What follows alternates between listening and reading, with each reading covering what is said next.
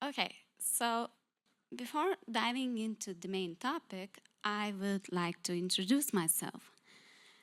I am Raminta and I currently work as a test lead at Cognizant, and I will admit public speaking isn't exactly my strongest skill, but I am doing my best shot today, so I would appreciate your patience and support. As a test lead at Cognizant, I get a privilege of mentoring a fantastic team of test engineers, which I know some of them are here with me today. My responsibilities covers a wide range of areas, everything from improving processes and the quality in the products we work on to creating and enhancing automation solutions. I have been in testing field for more than 12 years now, so you could say I had plenty time to learn and grow, but I still think I have things to learn. Now, enough about me, and let's dive into the exciting part you all came here for today. I would like to start with somewhat unusual question. Let's see how it goes. What is test automation? Just think for a moment about the first words that comes into your mind. And if you want to share those words, just raise your hand.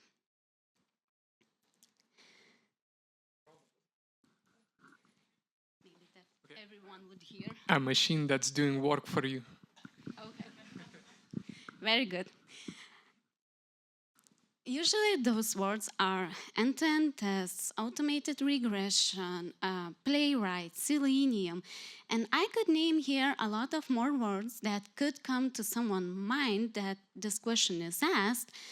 But what we observe here is that our memory tends to prioritize words we most often hear or most frequently use, essentially called buzzwords. I will do my best to keep this story short. So my automation journey began 8 years ago, and like most of us did at that time of period, I have also started with Selenium and Java. But this story isn't about the tools or the solutions I have seen, it's about one thing that was often overlooked: the lack of fundamental questioning. Everyone was chasing buzzwords. These three questions you see here in the slide looks simple, even obvious, but in my experience, they were rarely asked or not asked early enough. And when we skip them, it often looks like a right thing to do at that time, but later on it causes problems.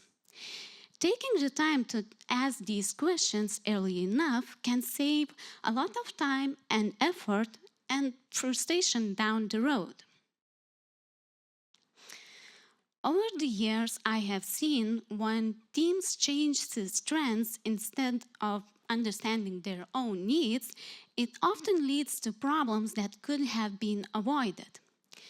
These challenges might look maybe different from team to team, but the underlying patterns are surprisingly similar. Let me walk you through three most common issues I have seen during my career. The first one is a very interesting one. Even though we understand that not everything needs to be tested and we kind of know where to focus on while testing, we will often fall into a trap I call popcorn tests. And believe me, those tests just keeps popping up. I have seen test plans with nearly 10,000 test cases in it for a single product. And believe me, that plan was built like in 4 or 5 years, if my memory is not that bad. I want to say that this is a good proof how quickly can things get out of the hands when there is no clear priorities. One thing we noticed again and again is that even though we had strong quality practices in place, we were often seen as bottlenecks.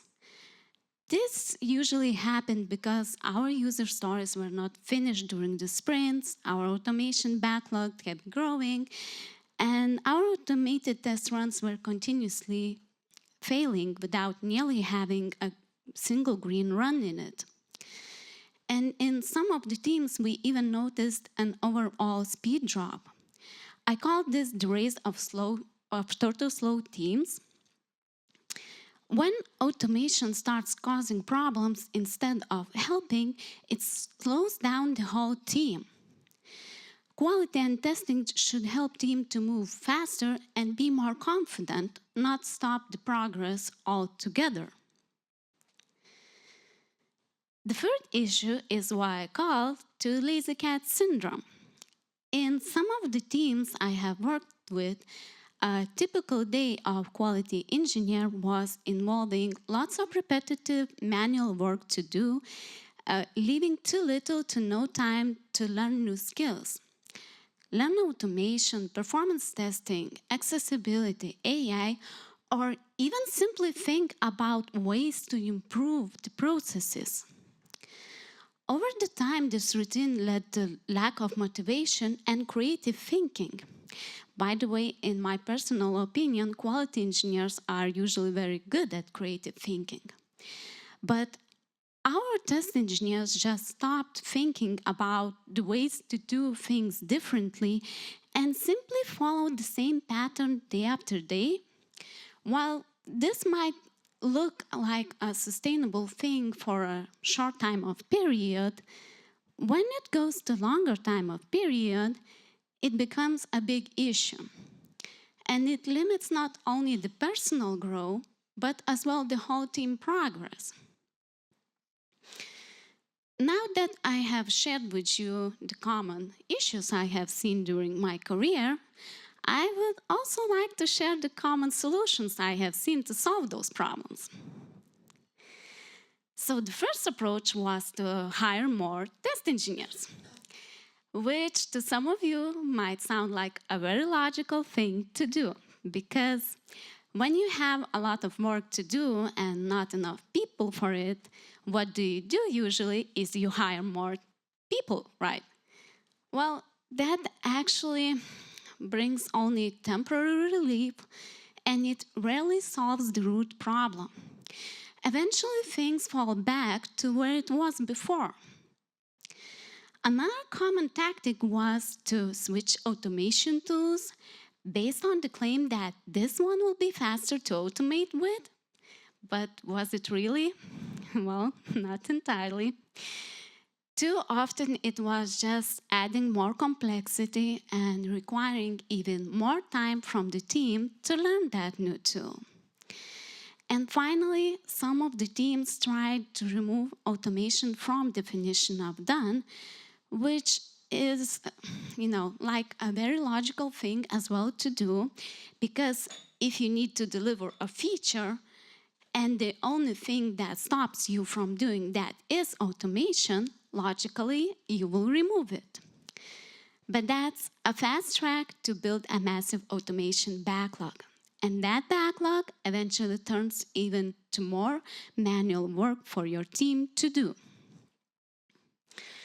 Too often, we rush into fixes like hiring more people, switching tools, lowering the bar without really trying to understand what has broken it in the first place. This brings us to an important shift in the mindset, one that often gets lost when we focus on quick fixes instead of addressing real issues. Testing isn't about checking the checkboxes. It's more about picking, deciding, strategically thinking once we want to check. Too often testing turns into number games like how many test cases we write, how much coverage we have, how fast we automate. But true quality doesn't come from quantity. It comes from thoughtful, purposeful decisions. It's not about doing everything. It's about doing the right things at the right time. So with that in mind, let's take a step back. We have talked about the issues that shows up when testing and quality is driven by buzzwords, but what if we stopped looking at quality and testing in isolation altogether? What if our new approach wasn't centered around testing quality, but instead around product quality? Now that we shift our perspectives towards product quality, the question is, how do we make it happen? How do we move beyond buzzwords and start focusing on the real things that actually matters? So the first step is to understand your product. Leverage any available documentation, insights, data, and don't hesitate to run surveys if needed. Ask your product owners the right questions, especially those that starts with the part why, because usually those questions are the best ones. Develop confidence in your product by getting a clear understanding of the product proposed and value. To some of you, this might sound like a simple thing we already do, but this also reminds me one of the service results I was reading recently. Stack Overflow, not that long ago, did a survey which had one of the outcomes where 52% of respondents admitted that they were going back to Stack Overflow for something basic, only to realize that they are reading the same post again. It's a small but powerful reminder. Even simple things get missed, and true understanding takes effort and intention. Another crucial aspect closely related to product understanding is to understand the system, but from the technical side. Whether it's you or someone else in your team who takes the lead in this, it's essential to have a clear grasp of how everything connects within the system. You need to understand the data flows, the use cases you will be handling, the CI/CD pipelines, releases, and lots of other things. Without this understanding, it's very hard to build an effective testing approach. Now, here is something that often gets overlooked but makes a huge difference over the time: creating a centralized, structured view of your system features. You might ask me, why to bother? Well, the answer is simple. When changes happen, and they usually do, having a comprehensive view of your system in one place makes it so much easier to risk assess and plan your testing efforts. It becomes your go-to guide, helping this team stay aligned and focused while your system evolves and grows. Another key factor in planning effective testing is to use usage statistics and data. This is an approach that's hard to argue with, and no one can claim that their feature is more important based on personal BAs. It removes subjective interpretations and focuses only on things that has been already confirmed through the data. During my career, I came across a formula for risk assessment and test prioritization that I find practically effective.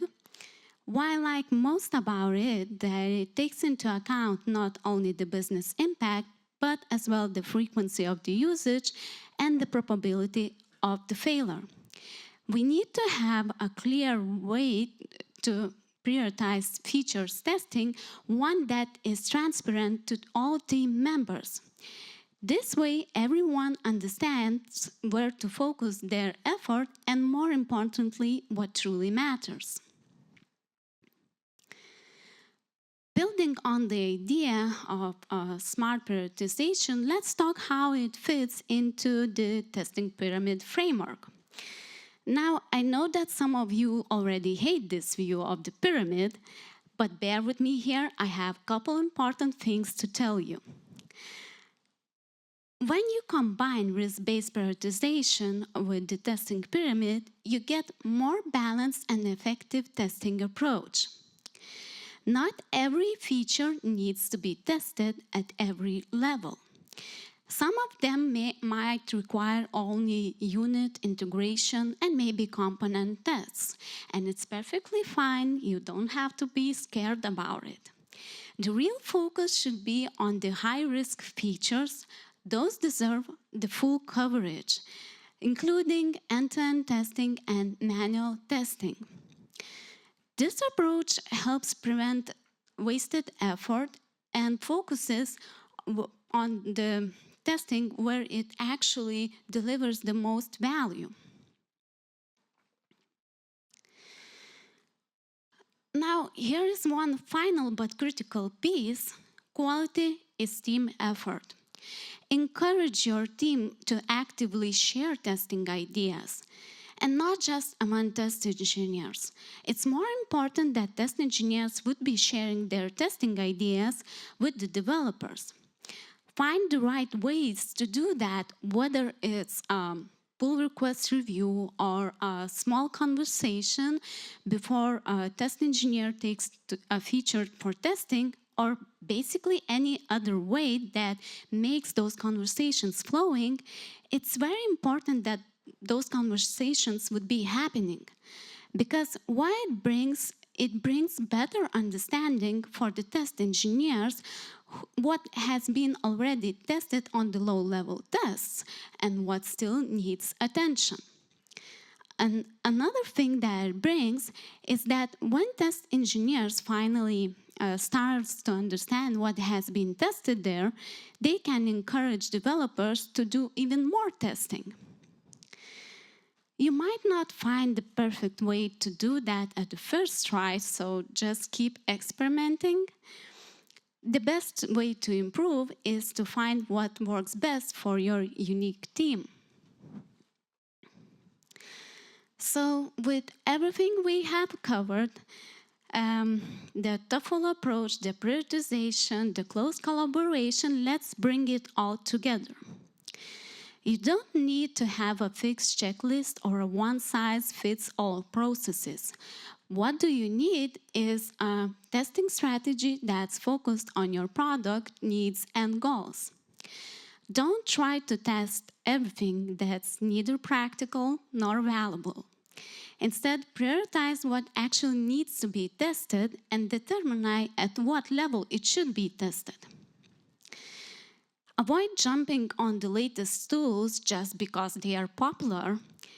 Pick the right tools that generally support your product and team needs.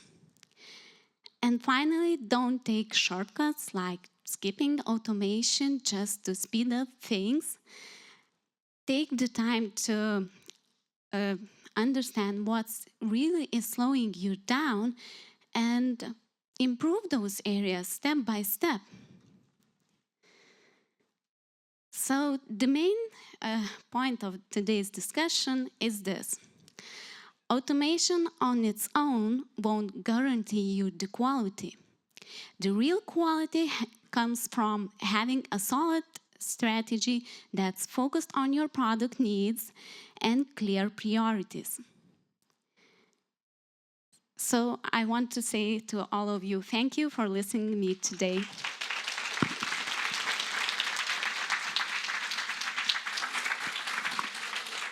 So,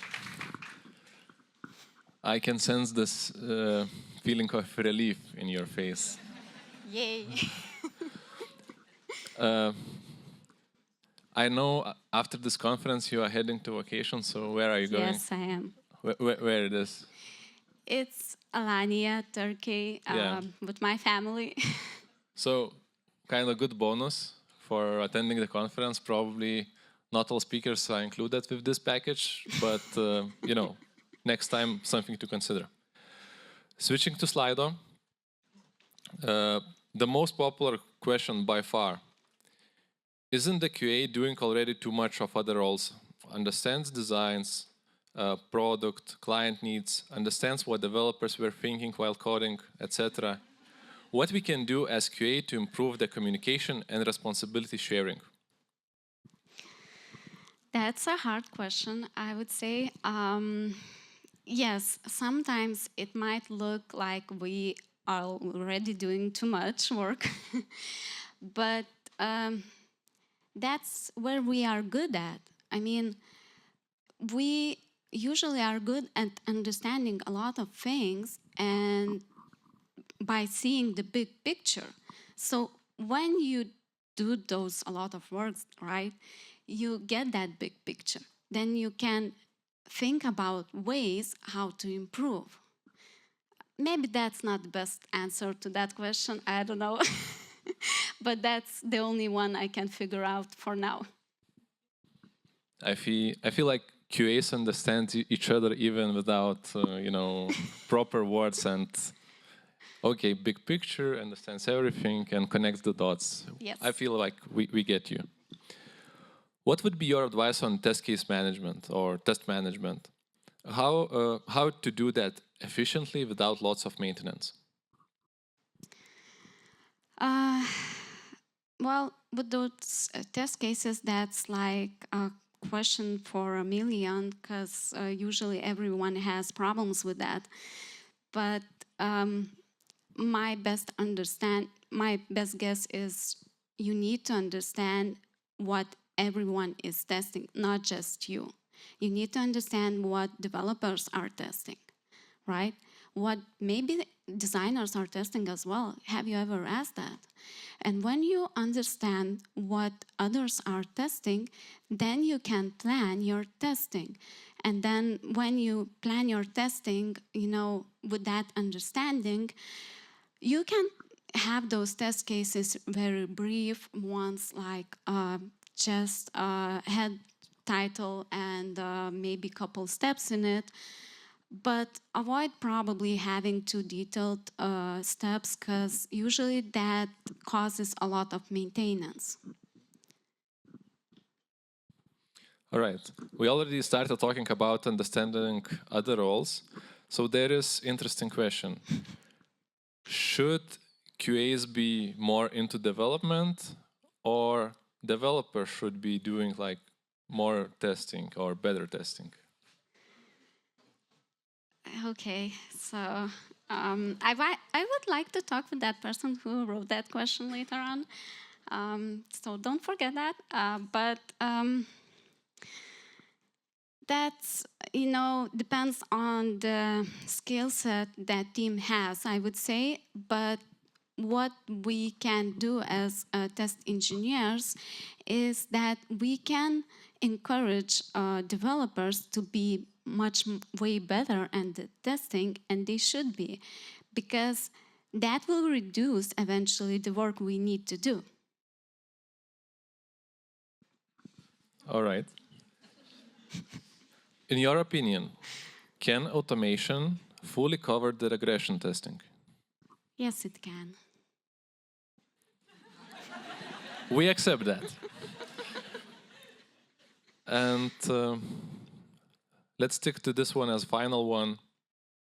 I know there is a lot of AI-related presentations coming. So we were talking about automation-related problems. And what is the role of artificial intelligence in those automation-related problems? In those problems that I have told, right? I know that from previous my conferences that I have attended as attendance, I mean, I have seen people trying to solve those problems with AI help, but to be fair enough, I haven't seen that they were lucky at that yet. So I think we still, have place to improve. And when I will see that someone succeeded at that, I will ask them how they did that. So, spoiler alert, during the break, we were actually trying out some kind of videos on the screen to play some kind of demonstrations. So, wait until the end of the conference and you will see some kind of AI-related demos. I can promise you that. And for now, thank you, Raminta. That was a pleasure to have you.